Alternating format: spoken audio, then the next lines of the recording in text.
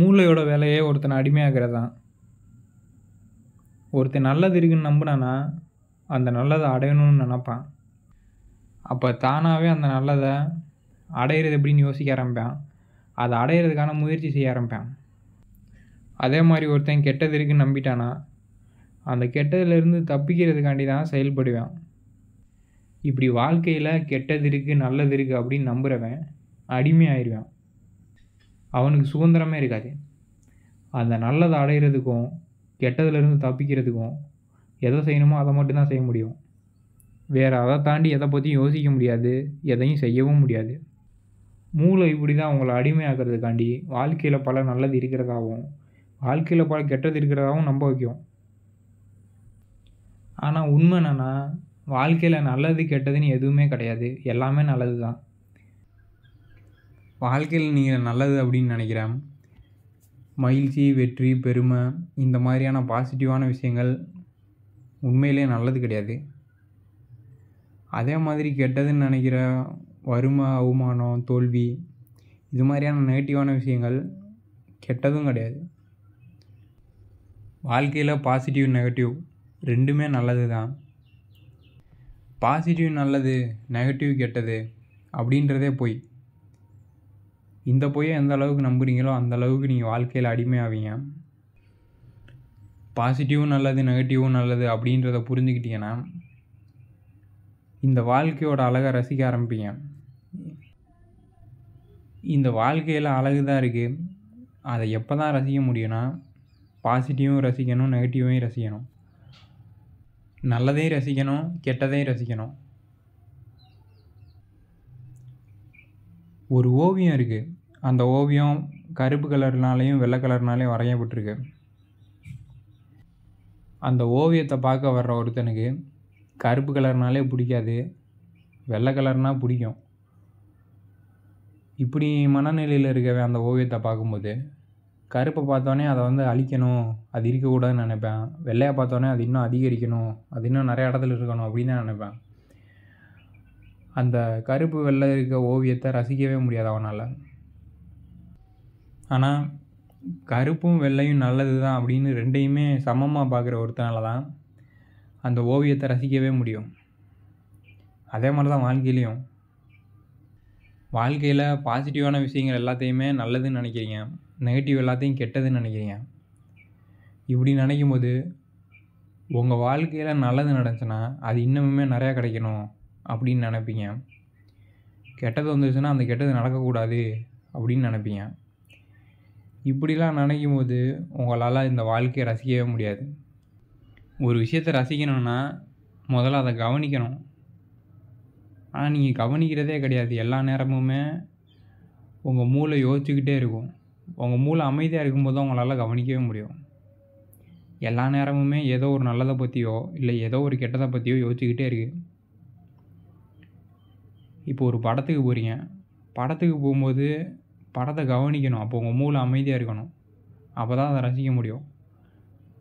ஆனால் நீங்கள் படத்துக்கு போகிறீங்க, உங்கள் மூளையில் ஏதோ எண்ணங்கள் வந்துக்கிட்டே இருக்குது. அதை பற்றியே நீங்கள் யோசிச்சுக்கிட்டே இருக்கீங்க. படத்தை பற்றி யோசிக்கலை, படத்தை கவனிக்கவே இல்லை. அப்போ உங்களால் அந்த படத்தை ரசிக்கவே முடியாது. இப்படி தான் உங்கள் மண்டைக்குள்ளே ஒரு சத்தம் கேட்டுக்கிட்டே இருக்குது. ஏதோ ஒரு நல்லது, ஏதோ ஒரு கெட்டது இருக்குதுன்னு மண்டைக்குள்ளே சத்தம் கேட்டுக்கிட்டே இருக்குது. அப்படி கேட்குற வரைக்கும் உங்களால் எதையுமே ரசிக்க முடியாது. அந்த சத்தம் கேட்டுக்கிட்டே இருக்கிற வரைக்கும் உங்களால் எதையுமே கவனிக்க கூட முடியாது. கவனித்தா தான் ரசிக்கவே முடியும். உங்கள் மூளை அப்படி பேசிக்கிட்டே இருக்கிறத நிறுத்தணும்னா வாழ்க்கையில் நல்லதும் இல்லை, கெட்டதும் இல்லை, எல்லாமே நல்லது தான்ற உண்மையை புரிஞ்சுக்கணும். ஏன்னா உங்கள் மூளையை கவனித்து பார்த்தீங்கன்னா அது தானாக யோசிக்கும். அப்படி எதை பற்றி தான் யோசிக்குதுன்னு பார்த்தீங்கன்னா ஏதோ ஒரு நல்லதை பற்றியோ இல்லை ஏதோ ஒரு கெட்டதை பற்றியும் தான் யோசிக்கும். நீங்கள் நல்லது கெட்டது இருக்குதுன்னு நம்புறனால தான் அந்த மாதிரிலாம் யோசிக்கவே செய்யுது. ஆனால் நீங்கள் நல்லது கெட்டது இல்லை அப்படின்றத புரிஞ்சுக்கிட்டீங்கன்னா அதுக்கு யோசிக்கிறதுக்கு எதுவும் இருக்காது. இப்படி உண்மையை புரிஞ்சுக்கிட்டு உங்கள் மூளையில் அமைதி வரும்போது உங்களால் எல்லாத்தையும் ரசிக்க முடியும். துன்பம் வந்தாலும் அதை கூட உங்களால் ரசிக்க முடியும். ஆனால் உண்மையை புரியாமல் வாழ்க்கையில் நல்லது இருக்குது கெட்டது இருக்குது அப்படின்ற பொய்யை நம்பிக்கிட்டு இருக்கும்போது உங்கள் வாழ்க்கையில் இன்பம் வந்தாலுமே அது உங்களுக்கு போதாது, இன்னும் வேணும் இன்னும் வேணும்னு இன்பம் கிடைச்சாலும் கூட அது உங்களுக்கு பத்தாதுன்னு தான் தோணும், மனநிறைவை கொடுக்காது. இப்படி உண்மையை நம்புறவனால துன்பத்தை கூட ரசிக்க முடியும். பொய்யை நம்புறவனால இன்பம் கிடைச்சா கூட அதை ரசிக்க முடியாது, பத்தாது, இன்னும் வேணும்னு தான் தோணும். பொய்யை நம்புறவன் தன்னோட வாழ்க்கையில் இருக்க ஏதோ நல்லது எப்படி அடையிறது, கெட்டதுலேருந்து எப்படி தப்பிக்கிறதுன்னு யோசிப்பான். அதுக்கான செயலை தான் செய்வான். ஆனால் உண்மையை நம்புறவன் நல்லது கெட்டது எதுவும் இல்லை அப்படின்றத புரிஞ்சிருப்பான். வாழ்க்கையில் கற்றுக்கிறதுலையும் சுற்றி இருக்கவங்களுக்கு உதவி பண்ணுறதுலையும் நேரத்தை செலவு பண்ணுவான். வாழ்க்கைன்றதே மூளையை பயன்படுத்துகிறது தான். தூங்கிக்கிட்டு இருக்கும்போது மூளையை பயன்படுத்த முடியாது, அப்போ உங்களால் வாழவும் முடியாது. மூளையை பயன்படுத்தும் போது தான் வாழ்கிறீங்க. இப்படி வாழ்கிறதுன்றதே மூளையை பயன்படுத்துகிறது தான். மூளையை பயன்படுத்தி இன்ஃபர்மேஷனை பற்றி யோசிக்க முடியும், இன்ஃபர்மேஷனை புரிஞ்சிக்க முடியும். வாழ்க்கைன்றதே வெறும் இன்ஃபர்மேஷன் தான். நீங்கள் இருக்கீங்க, நீங்கன்றது ஒரு இன்ஃபர்மேஷன். உங்கள் சுற்றி இருக்க எல்லாமே இன்ஃபர்மேஷன். காதால் கேட்குறது, கண்ணால் பார்க்குறது, உங்களை சுற்றி நடக்கிறது, இது எல்லாமே ஒரு இன்ஃபர்மேஷன் தான். வாழ்க்கைன்றதே இன்ஃபர்மேஷன் தான். வாழ்க்கைங்கிறது ஒரு இன்ஃபர்மேஷன். மூளையை பயன்படுத்தி இந்த இன்ஃபர்மேஷனை புரிஞ்சுக்கிறது தான் வாழ்கிறது. இப்படி இந்த வாழ்க்கையிலே 2 விஷயந்தான் இருக்குது. ஒன்று இந்த இன்ஃபர்மேஷன், இன்னொன்று உங்களை மாதிரி இருக்கிற மற்ற மனிதர்கள். அப்போ இங்கே 2 விஷயத்தை தான் நம்மளால் பண்ண முடியும். ஒன்று இந்த இன்ஃபர்மேஷனை உங்களால் புரிஞ்சுக்க முடியும், அப்படி புரிஞ்சுக்கிட்டிங்கன்னா இதை ரசிக்க முடியும். இன்னொன்று சுற்றி இருக்க உங்களை மாதிரியான மனிதர்களுக்கு உதவ முடியும். இந்த உண்மையை புரிஞ்சுக்கும் போது வாழ்க்கையில் கற்றுக்கிறதும் உதவி செய்கிறது மட்டும்தான் பண்ண முடியுன்றது புரியும். அப்போ தானாகவே கற்றுக்கணும் அப்படின்ற எண்ணமும் உதவி செய்யணுன்ற எண்ணமும் தான் வரும். இப்படி வாழ்க்கையில் இன்ஃபர்மேஷன் தான் இருக்கே, வாழ்க்கைன்றதே இன்ஃபர்மேஷன் தான். ஆனால் அதில் வர்ற இன்ஃபர்மேஷனை நீங்கள் நல்லது கெட்டதுன்னு பிரிக்கிறீங்க. சந்தோஷம், வெற்றி, பெருமை, இந்த மாதிரி பாசிட்டிவான விஷயங்கள் எல்லாமே ஒரு இன்ஃபர்மேஷன் தான். அதே மாதிரி துன்பம், தோல்வி, இது மாதிரி நெகட்டிவான விஷயங்கள் எல்லாமே அதுவும் ஒரு இன்ஃபர்மேஷன் தான். இப்படி வாழ்க்கையில் நடக்கிற பாசிட்டிவ், நெகட்டிவ் ரெண்டுமே வெறும் இன்ஃபர்மேஷன் தான். ஆனால் நீங்கள் அதை நல்லது கெட்டதுன்னு நம்புறீங்க. அதனால் இந்த வாழ்க்கையில் நல்லது கெட்டது இருக்கிறதா தெரியுது. ஆனால் இந்த இன்ஃபர்மேஷனை நல்லது கெட்டதுன்னு பிரிக்காமல் வெறும் இன்ஃபர்மேஷனாக பார்த்தீங்கன்னா இந்த இன்ஃபர்மேஷனில் வெறும் அழகு தான் இருக்கும். எப்படி ஒரு கருப்பு வெள்ளை படம் இருக்குது, அதை பார்க்குறவருக்கு கருப்புனாலே பிடிக்காது, வெள்ளைனா பிடிக்கும். கருப்பு கெட்டது, வெள்ளை நல்லது நம்புகிறவர். அவர் அந்த கருப்பு வெள்ளை படத்தை பார்க்கும்போது அதில் இருக்க வெள்ளை நல்லதுன்ற மாதிரியும் கருப்பு கெட்டதுன்ற மாதிரியும் தெரியும். அந்த படத்தில் நல்லது கெட்டது இருக்கிற மாதிரி அவர் கண்ணுக்கு தெரியும். ஆனால் இன்னொருத்தர் அந்த படத்தை பார்க்குறாரு, அவர் கருப்பு ஒரு இன்ஃபர்மேஷன், வெள்ளைன்றது ஒரு இன்ஃபர்மேஷன் தான் பார்க்குறாரு. அவருக்கு அந்த படத்தில் நல்லது கெட்டது தெரியாது, இன்ஃபர்மேஷன் தெரியும். அந்த இன்ஃபர்மேஷனால் உருவான ஒரு அழகான ஓவியம் தெரியும். இப்படி தான் பொய்யை நம்பும்போது வாழ்க்கை ஏதோ நல்லது கெட்டது நிறைந்ததாக தெரியும். ஆனால் உண்மையை புரிஞ்சுக்கும் போது வாழ்க்கையில் அழகு தான் இருக்குன்றது புரியும். இப்படி வாழ்க்கையில் எதுவுமே கெட்டதும் கிடையாது, எதுவுமே நல்லதும் கிடையாது. ஊரே உங்களை காரி துப்புனாலும் அது கெட்டது கிடையாது.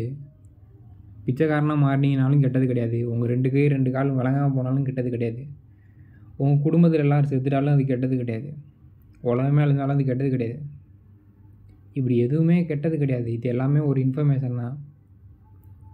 ஏன்னா வாழ்க்கையில் எதுவுமே கெட்டதுன்றதே ஒன்று கிடையாது. அதே மாதிரி உங்களுக்கு பிடிச்சதெல்லாம் நடக்குது, பணம், புகழ், பதவி இதெல்லாம் கிடைக்குது. இப்படி எது கிடைச்சாலும் உங்களுக்கு அது நல்லது ஒன்றும் கிடையாது. ஏன்னா வாழ்க்கையில் நல்லதே எதுவும் கிடையாது. ஒருத்தன் வாழ்க்கையில் எந்த கெட்டதுமே நடக்கலை, ஆனால் அவனே கெட்டது ஏதோ நடந்துருச்சுன்னு நினச்சி கற்பனை பண்ணிக்கிட்டு அவனே அந்த கெட்டதை நினச்சி வருத்தப்படுறான். அதே மாதிரி ஒருத்தன் வாழ்க்கையில் எந்த நல்லதுமே நடக்கலை, ஆனால் அவனாகவே ஏதோ நல்லது நடந்துச்சுன்னு கற்பனை பண்ணிவிட்டு அவனாகவே சந்தோஷப்படுறான். இப்படி தான் வாழ்க்கையில் சந்தோஷப்படணுன்னாலும் வருத்தப்படணுன்னாலும் உண்மையிலேயே நல்லது நடக்கணும் கெட்டது நடக்கணும்னு அவசியம் கிடையாது. நீங்களாவே நல்லது நடந்துடுச்சுன்னு கற்பனை பண்ணிட்டா தானாகவே சந்தோஷம் வரும். நீங்களாவே கெட்டது நடந்துடுச்சுன்னு கற்பனை பண்ணிக்கிட்டீங்கன்னா தானாகவே ஒரு துன்பம் வரும். இதே மாதிரி உங்கள் கடந்த காலத்தில் நீங்கள் சந்தோஷப்பட்டுருப்பீங்க. ஆனால் ஏதோ ஒரு நல்லது நடந்ததுனால சந்தோஷப்படல. நீங்களாக ஏதோ ஒரு நல்லது நடந்துடுச்சு அப்படின்னு கற்பனை பண்ணி சந்தோஷப்படுறீங்க. அதே மாதிரி கடந்த காலத்தில் வருத்தமும் பட்டிருப்பீங்க. கெட்டது நடந்தனால வருத்தப்படல. ஏதோ கெட்டது நடந்துடுச்சுன்னு நினச்சி நீங்களாக வருத்தப்படுறீங்க. இப்படி பொய்யை நம்பி கற்பனையில் தான் உங்களோட சந்தோஷமும் வருத்தமும் இருக்குது. நல்லது கெட்டது இருக்குது அப்படின்ற பொய்யை நம்புறீங்க. அந்த நல்லதை அடையிறதுக்காண்டியும் கெட்டதுலேருந்தும் தப்பிக்கிறதுக்காண்டியும் தான் முயற்சி பண்ணுறீங்க. இப்படி இல்லாத நல்லதுக்கு ஆசைப்பட்டு அதை அடைய முயற்சி பண்ணுறீங்க. இல்லாத கெட்டதை பார்த்து பயந்து அதிலிருந்து தப்பிக்க முயற்சி பண்ணுறீங்க. இப்படி பொய்யான விஷயத்தை நம்பி பொய்யான ஒரு வாழ்க்கை வாழ்கிறீங்க. வாழ்க்கையில் நல்லது கெட்டது இல்லை. ஒன்று இன்ஃபர்மேஷன் இருக்குது, அதை புரிஞ்சுக்கிட்டு அதை ரசிக்க முடியும். 2வது மற்றவங்களுக்கு உதவ முடியும். இது 2 தான் பண்ண முடியும். ஆனால் இது 2 தான் பண்ணவே மாட்டேன்றீங்க. எதையுமே புரிஞ்சுக்கிறது கிடையாது. வாழ்க்கையும் புரிஞ்சுக்கிறது கிடையாது, மற்ற விஷயத்தையும் புரிஞ்சுக்கிறது கிடையாது. எல்லாத்தையும் எப்படி பண்ணணும்னு மனப்பாடம் தான் பண்ணுறீங்க. ஸ்கூல் காலேஜுக்கு போய் மனப்பாடம் பண்ணி மார்க் எடுத்துடுறீங்க. வேலைக்கு போயும் அங்கே அந்த வேலையை எப்படி பண்ணுறது அப்படின்ற ப்ரொசீஜராக மனப்பாடம் பண்ணுறீங்க. வாழ்க்கையிலையும் என்ன பண்ணணும் என்ன பண்ணக்கூடாதுன்றதை அப்படியே மனப்பாடம் பண்ணுறீங்க. இப்படி எதையுமே புரிஞ்சு பண்ணுறது கிடையாது. வாழ்க்கையும் புரிகிறது கிடையாது. அறிவியல், கணிதம் இது மாதிரி எதையுமே புரிஞ்சுக்கிறது கிடையாது. இப்படி எதையுமே புரிஞ்சுக்காமல் எல்லாத்தையும் மனப்பாடம் பண்ணுறதுனால எதையுமே உங்களால் ரசிக்க முடியாது. அதே மாதிரி பொய்யை நம்புறதுனால மற்றவங்களுக்கு உதவி பண்ணுறதும் கிடையாது.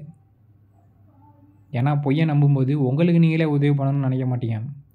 அந்த ஏதோ ஒரு நல்லதை அடையணும், அதுக்காண்டி உங்களை நீங்களே கஷ்டப்படுத்திக்கணும். ஏதோ ஒரு கெட்டதுலேருந்து தப்பிக்கணும், அதுக்காண்டி உங்களை நீங்களே கஷ்டப்படுத்திக்கணும். இப்படி நல்லது கெட்டதை அடையிறதுக்கு உங்களை நீங்களே கஷ்டப்படுத்தணும்னு தான் நினைப்பீங்க.